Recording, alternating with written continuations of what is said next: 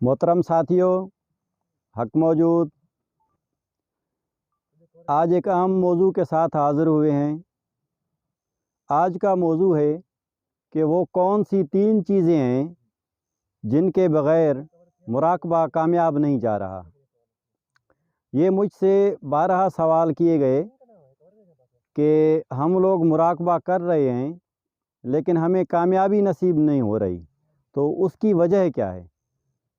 اس پر 2-4 باتیں عرض رکھتے ہیں کہ ہم لوگ جو مراقبہ کرتے ہیں تو مراقبے کے بھی کچھ شرائط ہوتے ہیں، تو ہم ان شرائط کو فالو نہیں کر رہے ہوتے، تو اسی وجہ سے ہمارا مراقبہ جو ہے وہ کامیاب نہیں ہوتا۔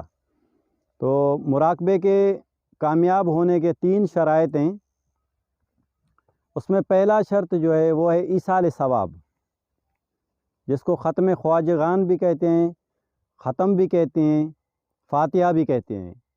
وہ ہوتا ہے کہ آپ اپنے پیر کو اور اپنے سلسلے والے جو آپ کے شیوخ ہیں ان کو آپ ایصال ثواب کریں، اس کے بعد بیٹھ کر مراقبہ کریں۔ پہلا شرط مراقبے کا یہی ہے۔ اور دوسری شرط یہ ہے کہ تصور شیخ، اگر تصور شیخ نہیں ہے تو پھر بھی مراقبہ آپ کا ناکام رہے گا۔ اور جو تیسری شرط ہے وہ یہ ہے کہ جو آپ کو ذکر و فکر ملا ہوا ہے اس ذکر و فکر کو جاری رکھیں۔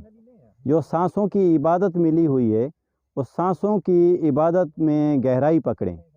جب یہ آپ تینوں شرطیں مکمل رکھیں گے، تینوں شرطوں کو فالو کریں گے تو آپ کا مراقبہ یقیناً کامیاب جائے گا۔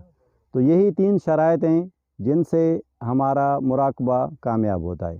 امید ہے کہ یہ تینوں شرطوں کو آپ فالو کریں گے تو انشاءاللہ تعالیٰ آپ کا مراقبہ کامیاب بھی جائے گا۔ ہمیں دعاؤں میں ضرور یاد رکھیے گا۔ وما علینا الا البلاغ المبین۔